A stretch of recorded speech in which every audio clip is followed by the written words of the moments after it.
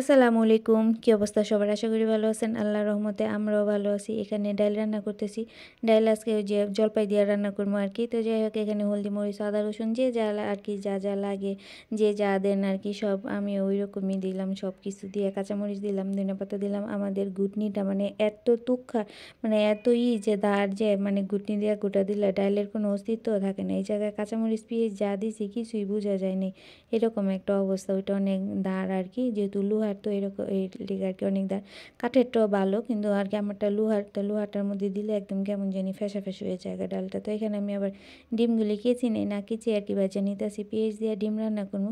পেঁয়াজ দিয়ে ডিম রান্না করলে কিন্তু মানে খাইতে খুবই ভালো লাগে। কিন্তু এখানে আজকে আমি আবার আলু দিয়েছিলাম কয়েকটা। কালকে আবার আলু ভর্তা বানিয়েছিলাম, তো এই আলু কয়েকটা রয়ে গেছে। যেহেতু রয়ে গেছে এই কারণে এখানে আমি আরকি এর মধ্যে দিয়ে দিলাম। তো ভালো করে আর এটা আমি সুন্দর করে ভাইজা পেঁয়াজটা ভাইজা এখানে হলদি, মরিচ, আদা, রসুন, জিরার ফাঁকি, সরি জিরা না, ধনিয়ার ফাঁকি। জিরা আবার দিই না, কারণ ধনিয়া পাতা দিই এই কারণে আর জিরার দরকার নেই।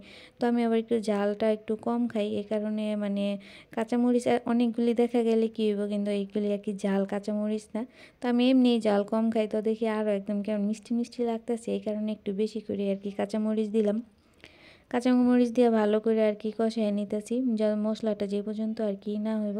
তো এখানে আমি আবার ডিমগুলি দিয়ে দিলাম। ডিমগুলি দেওয়ার পরে মানে আলুও আসিল, এই আলুগুলিও দিয়ে দিলাম। যদি আলুগুলি রেখে দিই তাহলে আর কি নষ্ট হয়ে যাব, তো এই কারণে দিয়ে দিলাম। আর ডালটা আমি পুরোপুরি রসুন দিয়ে বাগার দিলাম, এখানে কোনো পেঁয়াজ আর কি ব্যবহার করিনি। রসুন দিয়ে মানে ডালটা বাগার দিলে একটা সুন্দর একটা মানে গ্রান করে। আর আমরা অনেকেই মানে সুন্দর ভিডিও দেখি আর কি, একদম সুন্দর করে গুছাই টুছাই, কিন্তু এই গুছানোর পিছনে যে অনেক ঝামেলা পোহাইতে হয়, এটা আর কি অনেকে যারা আর কি ভিডিও না করে তারা আর কি জানে না। অনেকে মনে করে ও খুব সুন্দর করে গুছাই টুছাই এটা করছে ওইটা করছে, কিন্তু গুছাইতেও কিন্তু একটা মানে সময় লাগে, বা সবসময় আর কি গুছাইতে ভালো লাগে না। তো যাই হোক আমার তো রান্নাবান্না অর্ধেকই হয়ে গেছে। তো এখানে আবার একটু ডিমের মধ্যে পানি দিছি, যেহেতু আমি আলু দিছি, আলুটার মধ্যে লবণটা ভিতরে ঢুকতে একটু সময় নিব, এই কারণে আবার একটু পানি দিলাম। তো এখানে ধনিয়া পাতা দিছি। আমি জলপাই দিয়ে আর রান্না করছি, কিন্তু জলপাইটা আর দেখানো হয়নি।